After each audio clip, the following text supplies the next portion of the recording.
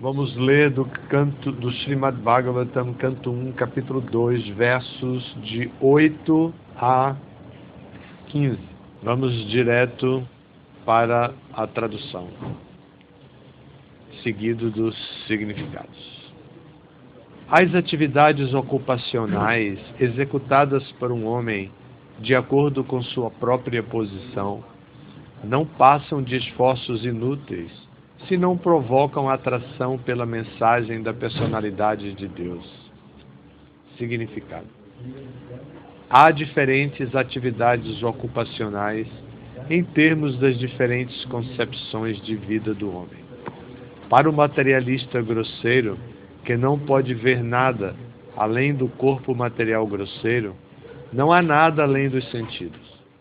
Portanto, suas atividades ocupacionais limitam-se ao egoísmo concentrado e extenso. O egoísmo concentrado centraliza-se em torno do corpo individual. Isto é visto geralmente entre os animais inferiores.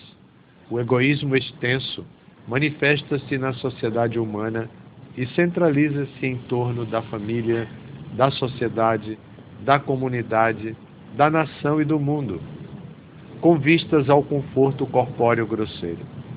Acima desses materialistas grosseiros estão os especuladores mentais que pairam acima nas esferas mentais, e seus deveres ocupacionais consistem em fazer poesia e filosofar, ou propagar algum ismo com o mesmo objetivo do egoísmo limitado ao corpo e à mente. Mas acima do corpo e da mente está a alma espiritual adormecida, cuja ausência do corpo torna completamente nulo e vazio todo o campo de egoísmo corpóreo e mental. Porém, os menos inteligentes não têm informação das necessidades da alma espiritual. Porque esses tolos não têm informação da alma e de como ela está além do âmbito do corpo e da mente, eles não estão satisfeitos com a execução de seus deveres ocupacionais. Levanta-se aqui a questão da satisfação do eu. O eu está além do corpo grosseiro e da mente sutil. Ele é o princípio ativo potente do corpo e da mente. Sem conhecer a necessidade da alma adormecida, não se pode ser feliz simplesmente com o emolumento do corpo e da mente. O corpo e a mente são apenas coberturas externas supérfluas da alma espiritual. As necessidades da alma espiritual é que têm de ser satisfeitas. Uma pessoa que simplesmente limpa a gaiola do pássaro não satisfaz o pássaro. É preciso conhecer realmente as necessidades do próprio pássaro. A necessidade da alma espiritual é que ela quer livrar-se da limitada esfera do cativeiro material e satisfazer seu desejo de liberdade completa. Ela quer transpor os muros cobertos do universo maior. Quer ver a luz livre e o espírito. Esta liberdade completa será alcançada quando ela encontrar o espírito completo, a personalidade de Deus. Há uma afeição adormecida por Deus dentro de todos. A existência espiritual manifesta-se através do corpo grosseiro e da mente, sob a forma de afeição pervertida à matéria grosseira e sutil. Portanto, temos que nos dedicar a atividades ocupacionais que evoquem nossa consciência divina. Isto só é possível se ouvimos e cantamos as atividades divinas do Senhor Supremo. E qualquer atividade ocupacional que não nos ajude a nos apegarmos a ouvir e cantar a mensagem transcendental de Deus é considerada aqui como uma mera perda de tempo. Isto porque outros deveres ocupacionais, qualquer que seja o ismo a que pertençam, não podem dar liberação à alma. Mesmo as atividades dos salvacionistas são consideradas inúteis, por causa de sua incapacidade de assimilar o manancial de todas as liberdades. O materialista grosseiro pode praticamente ver que seu ganho material limita-se apenas a tempo e espaço, ou neste mundo ou no outro. Mesmo que ele suba até Swarga Loka, não encontrará morada permanente para sua alma ansiosa. É preciso satisfazer a alma ansiosa através do processo perfeito e científico do serviço devocional perfeito. Só penso em Prabhupada na Índia escrevendo esse significado. Aqui ele tinha o diagnóstico do condicionamento do ser humano mais próximo da realidade que a espécie humana tem, que é ser Satchidananda, mas ter esquecido, porque ele aqui foca ou contempla o condicionamento do homem que nasceu na cultura Vaishnava, na cultura hindu, na cultura do conhecimento espiritual e está negligenciando essa cultura em nome dos ismos, dos egoísmos. Embora isso se aplique ao Ocidente, a inspiração que Prabhupada tinha era da família indiana, do egoísmo indiano, da negligência à vida espiritual que o indiano praticava. E isso torna o significado mais universal, mais rico, mais próximo do ideal. É bem interessante. Bom, continuando, verso 9, um verso muito famoso. Dharmasya hiya pavargasya nartortayopa kalpate nartasya dharmaikantasya kamulabhaya hismrita. Todos os deveres ocupacionais destinam-se certamente à liberação última. Nunca devem ser executados em troca de ganho material.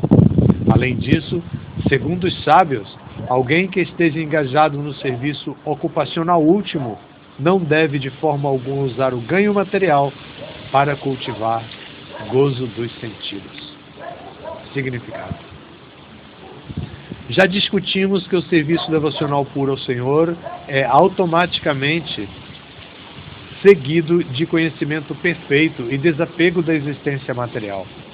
Mas há outros que consideram que todos os tipos de diferentes deveres ocupacionais, incluindo os da religião, destinam-se ao ganho material. A tendência geral de qualquer homem comum, em qualquer parte do mundo, é ganhar algum lucro material em troca de serviços religiosos ou quaisquer outros deveres ocupacionais.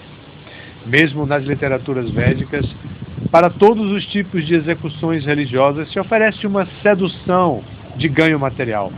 E a maioria das pessoas sente-se atraída por tais seduções ou bênçãos da religiosidade. Por que são esses assim chamados homens de religião seduzidos pelo ganho material? Porque o ganho material pode capacitá-los a satisfazer desejos, os quais, por sua vez, satisfazem o gozo dos sentidos.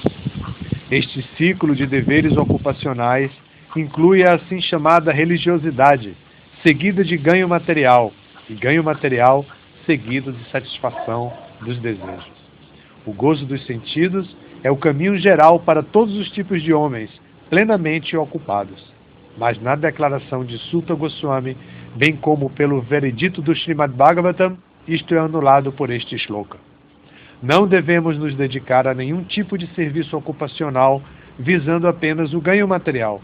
Tampouco deve o ganho material ser utilizado para o gozo dos sentidos. A seguir se descreve como deve ser utilizado o ganho material. Então aqui se fala do que a gente estava falando agora no 4. Dharma, Artha, Kama e Moksha. Então o Prabhupada falou até Kama, né?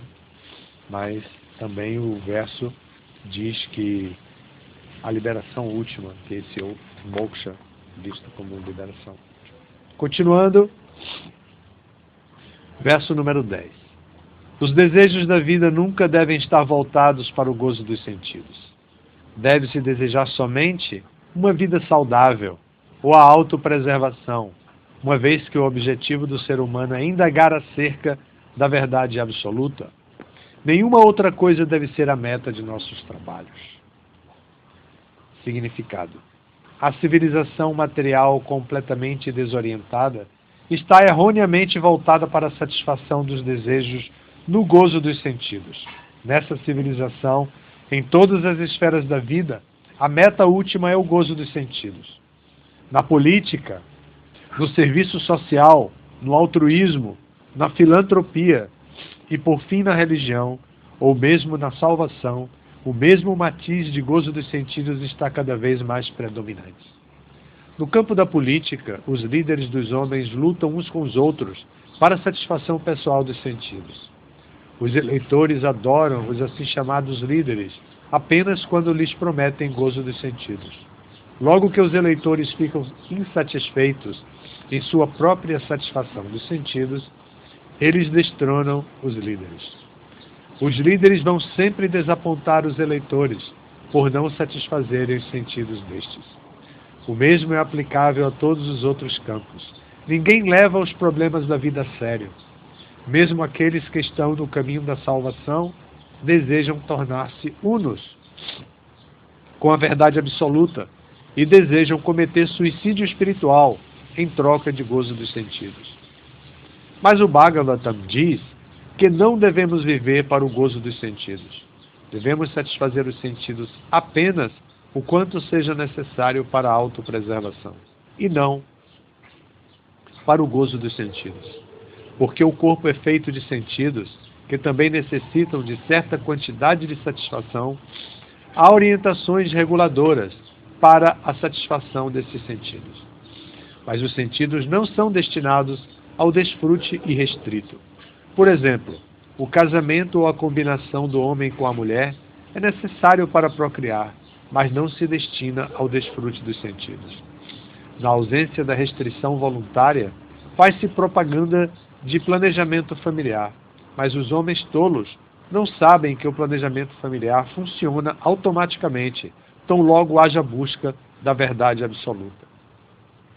Parênteses, nessa época na Índia, estava se fazendo vasectomia nos homens, e para cada homem que fazia vasectomia, o governo dava um guarda-chuva de presente. Eles para sombra e para chuva. Então os homens faziam vasectomia e ganhavam. Então Prabhupada aqui está falando. Na ausência da restrição voluntária, faz-se propaganda de planejamento familiar. Mas os homens tolos não sabem que o planejamento familiar funciona automaticamente, tão logo haja busca da verdade absoluta. Os que buscam a verdade absoluta nunca se deixam seduzir por ocupações desnecessárias no gozo dos sentidos, porque os estudantes sérios que buscam a verdade absoluta estão sempre sobrecarregados com o trabalho de pesquisar a verdade. Em cada esfera da vida, portanto, a meta última tem que ser a busca da verdade absoluta. E este tipo de ocupação nos fará felizes, porque estaremos menos ocupados em variedades de gozo dos sentidos. A seguir se explica o que é esta verdade absoluta. Transcendentalistas eruditos que conhecem a verdade absoluta chamam esta substância não dual de Brahman, Paramatma ou Bhagavan. Significado: a verdade absoluta é tanto sujeito quanto objeto, e não há diferença qualitativa nisso. Portanto, Brahman, Paramatma e Bhagavan são qualitativamente a mesma coisa. A mesma substância realizada como Brahman impessoal pelos estudantes dos Upanishads, como Paramatma localizado pelos Hiranyagarbhas ou yogis, e como Bhagavan pelos devotos. Em outras palavras, Bhagavan, ou a personalidade de Deus, é a última palavra da verdade absoluta. Paramatma é a representação parcial da personalidade de Deus, e o Brahman impessoal é a resplandecente refulgência da personalidade de Deus, assim como os raios do sol o são para o Deus do Sol. Os estudantes pouco inteligentes de qualquer uma das escolas acima, às vezes argumentam em favor de sua respectiva realização, mas aqueles que são perfeitos videntes da verdade absoluta sabem bem que os três aspectos acima mencionados da verdade absoluta única não são mais que diferentes perspectivas vistas de diferentes ângulos. Como se explica no primeiro shloka do primeiro capítulo do Bhagavatam, a verdade suprema é autossuficiente, plena de conhecimento e livre da ilusão da relatividade. No mundo relativo, o conhecedor é diferente do conhecido, mas na verdade absoluta, tanto o conhecedor quanto o conhecido são a mesma coisa.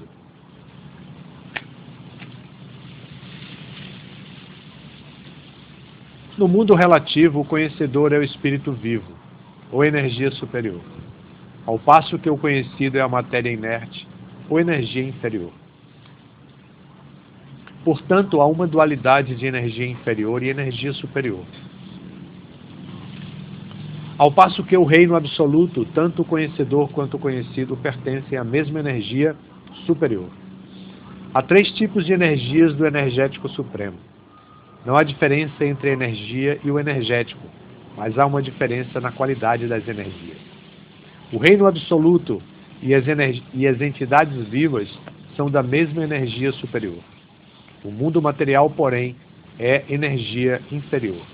O ser vivo, em contato com a energia inferior, fica iludido, pensando pertencer à energia inferior.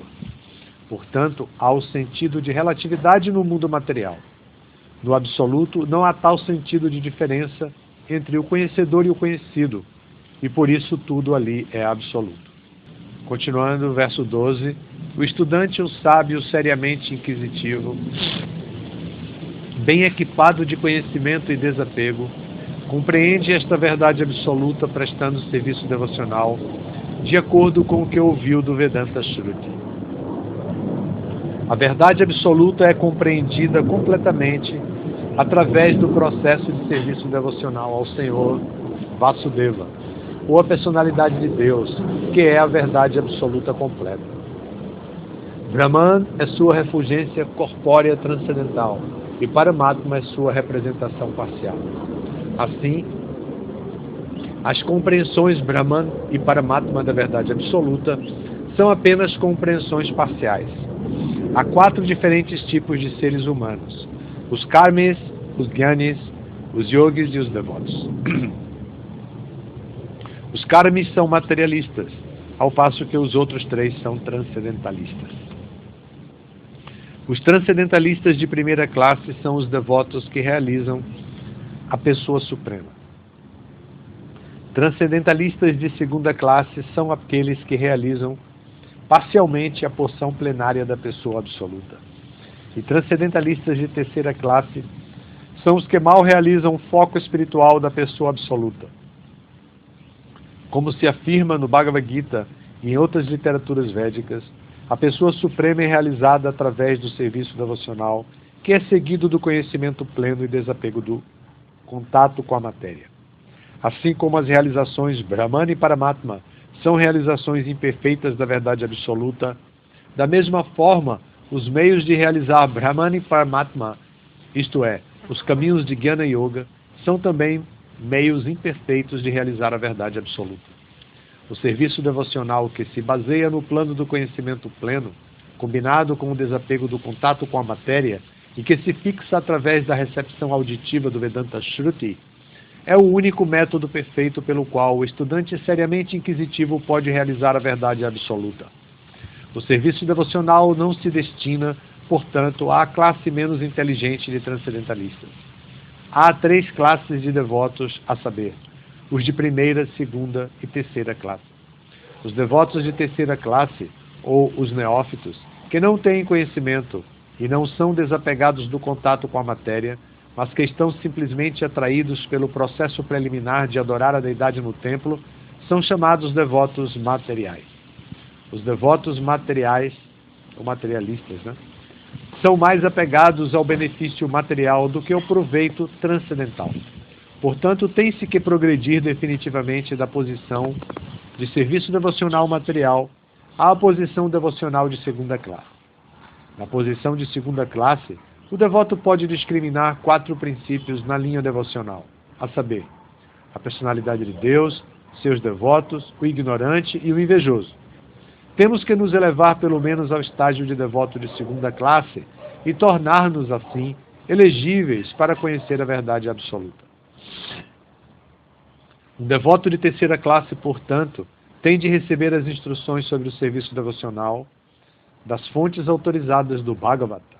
O Bhagavata número 1 é a personalidade estabelecida do devoto, e o outro Bhagavatam é a mensagem do Supremo.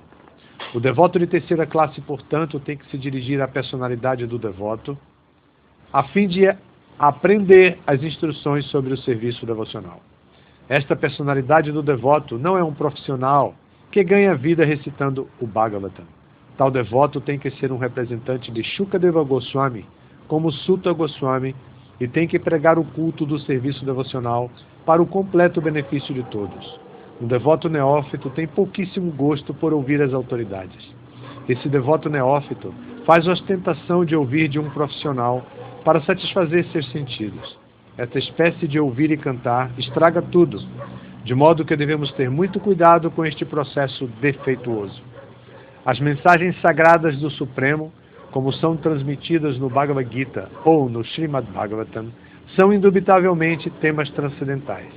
Mas, mesmo que o sejam, tais assuntos transcendentais não devem ser recebidos de um profissional, que as estrague assim como a serpente estraga o leite com o simples toque de sua língua. Um devoto sincero deve, portanto, estar preparado para ouvir a literatura védica como os Upanishads, o Vedanta e outras literaturas legadas pelos Goswamis ou autoridades anteriores, para o benefício de seu progresso. E, sem ouvir e seguir as instruções, o show de serviço devocional torna-se inútil e, por conseguinte, um tipo de perturbação no caminho do serviço devocional. Portanto, a menos que o serviço devocional seja estabelecido com base nos princípios das autoridades de Shruti, Smriti, Purana ou Pancharatra, a exibição do serviço devocional deve ser imediatamente rejeitada. Um devoto não autorizado não deve de forma alguma ser reconhecido como um devoto puro. Pela assimilação de tais mensagens das literaturas védicas, podemos ver constantemente o aspecto localizado e onipenetrante da personalidade de Deus dentro de nós mesmos. Isto chama-se Samadhi. Verso 13. Ó melhor entre os duas vezes nascidos. Conclui-se, portanto, que a máxima perfeição que se pode alcançar através do cumprimento dos deveres prescritos para nossa própria ocupação, de acordo com as divisões de castas e ordens de vida, é satisfazer a personalidade de Deus. Significado. A sociedade humana em todo o mundo divide-se em 4 castas e 4 ordens de vida. As 4 castas são a casta inteligente, a casta marcial, a casta produtiva e a casta trabalhadora. Estas castas são classificadas em termos do trabalho e da qualificação de cada pessoa, e não de nascimento. Há ainda as 4 ordens de vida, a saber, a vida de estudante, a vida familiar, a vida retirada e a vida devocional.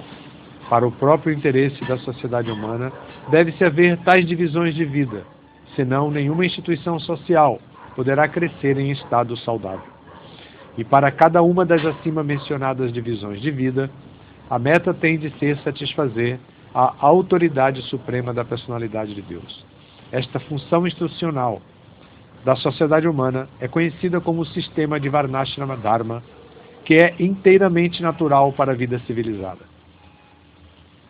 A instituição Varnashrama é estruturada para capacitar-nos a compreender a verdade absoluta. Não se destina ao predomínio artificial de uma casta sobre outra, quando o objetivo da vida humana, isto é, a compreensão da verdade absoluta, não é atingido em decorrência de demasiado apego a Indriya Priti, ou gozo dos sentidos, como já se discutiu aqui anteriormente. A instituição do Varnashrama é utilizada por homens egoístas para impor um predomínio artificial sobre a parte mais fraca. Na Kali Yuga, ou na Era das Desavenças, o predomínio artificial já é comum, mas a seção das pessoas mais sensatas sabe muito bem que a divisão comum em castas e ordens de vida destina-se a um convívio social e tranquilo, e a pensamentos elevados de autorrealização, e a nenhum outro propósito. Aqui, a afirmação do Bhagavatam é que a meta máxima da vida, ou a perfeição mais elevada da instituição Varnashrama Dharma, é cooperar conjuntamente para a satisfação do Senhor Supremo. Isto também é confirmado no Bhagavad Gita.